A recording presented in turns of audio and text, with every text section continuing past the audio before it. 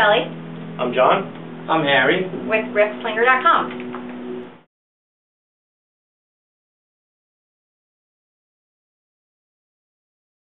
I consider the music that I'm doing, that we're playing, kind of genre bending, mostly because, you know, it has a soulful bass, but I draw a lot of influence from so many different things. You know, I grew up listening to pop, rock, soul, I mean, even country. I'm from Texas.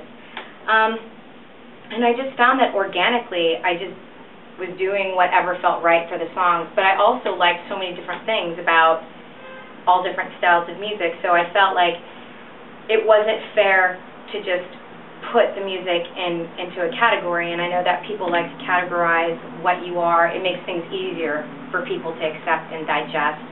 But, I mean, I feel like if it's good and you like it, then, you know, you don't need any titles, I guess. Like Shelly, I play with a lot of different type of bands, country, gospel. I grew up in a gospel background. I play with R&B bands, reggae bands, country bands, and like Shelly just said, you know, I prefer now to do something that's more creative, that lends to more creativity, that doesn't stick to the norm, where, like she said, people can label it. I mean, you don't become a James Brown or Luther Vandross or a unique musician unless you kind of step outside that box. And I think that's what she's accomplishing here, and I enjoy it.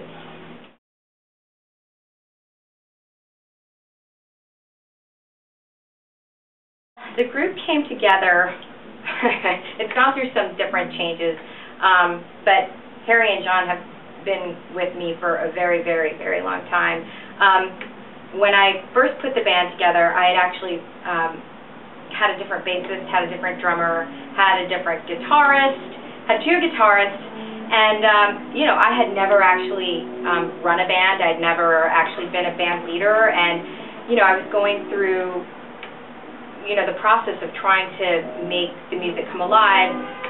John and I had met around the same time, and he, you know, was actually giving me a lot of guidance that I needed, and I appreciated, and you know, a friend. It was kind of straight ahead. The sound was coming out like a little more straight ahead than soulful at the time, and it needed to go a little more soulful. Like it was a little too rock, like straight ahead rock. I think he knew what I was after. I mean, you know, he's my #1 partner. And Harry joined the band basically right at that point too. So it was. We were desperate.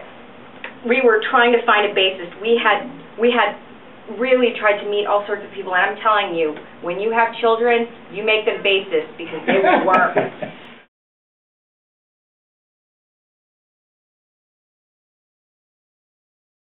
I think we will continue to experiment with synth sounds. Right now, we're actually in the process of I'm not going to say the word demoing, but you know, really looking at the songs.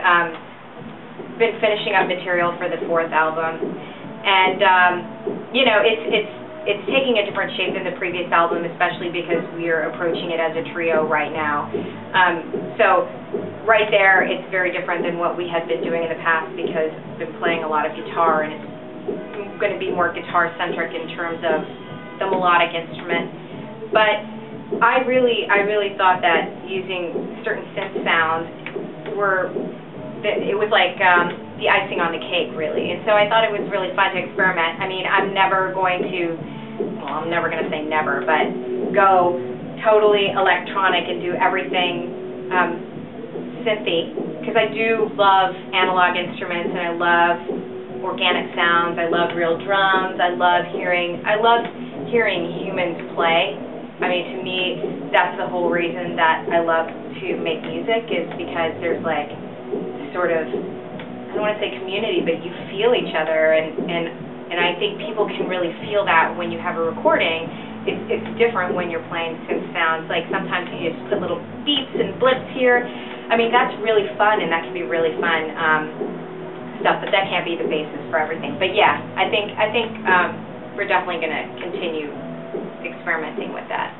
Yeah. Well, we were talking recently about how, you know, a lot of like ultra pop kind of recordings are so compressed, and there's like no trace of a human in it except the singers. You know, it's just very like wall to wall, like beat and vocal and like, you know, other stuff, which, you know, that's its own thing and that's cool. But, you know, I think we're never at that place where it's like all, you know, like just one block of sound. So there'll always be like, you know, dynamics. You know, the instruments will always have some expression in them. But there, you know, there may be some little things peppered in there, sure, here and there, you know. It's like ear candy. It's fun. Yeah. I mean, it's really fun. It's fun. Yeah.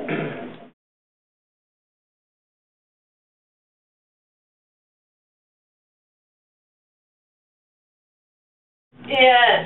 Well, me and the tambourine have had some issues. Actually, it's funny how the tambourine. I have a work-related injury to the tambourine. We did this Bill Withers tribute gig. I think it was last year, and we did the song "Muse Me." And we were like, "Oh yeah, it needs tambourine." And I bought this new tambourine that had like a deeper sound. And I was like, "Oh, this is gonna sound awesome!" And I was so used to playing a wooden tambourine with a skin on it, and that's what I had played in the cover bands that I've played in, and I felt very comfortable with that. People don't understand that tambourine is a really hard instrument. Anyway, I went to town on it. I was like, and this was one song. No lie, I had. It was heavy plastic. Oh. One of those heavy plastic. And I literally couldn't move my hand for a week, and still, I'll like hit it the wrong way, and I'll be like, it's like my bursitis is kicking in or something. But you bruised your leg too. Oh yeah, I bruised the hell out of my leg. In terms of other instrument experimentation, I actually played the flute at one of our shows. I played solo. I brought it out. I hadn't brought it out since junior high, so that was pretty funny. I was trying to do my sort of anchorman solo. It was it was a tour de force. People loved it.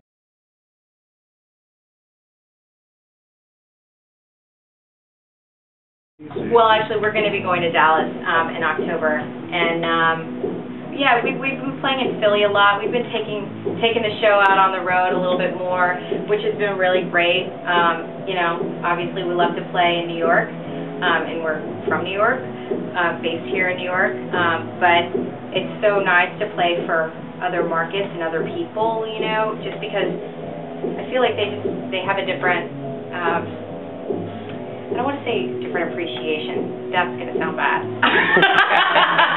It might sound true. Right, but true.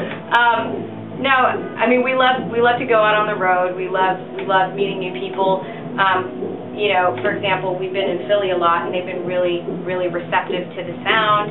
You know, Philly's a soulful town. They have a lot of soul music coming out of that town, and they love hearing new takes on soul-based things, and so it's great to be able to bring what we do to them. We're going to Dallas in October. I'm really excited about that because that's my hometown, and you know, I feel like it's going to be like a Saved by the Bell reunion or something.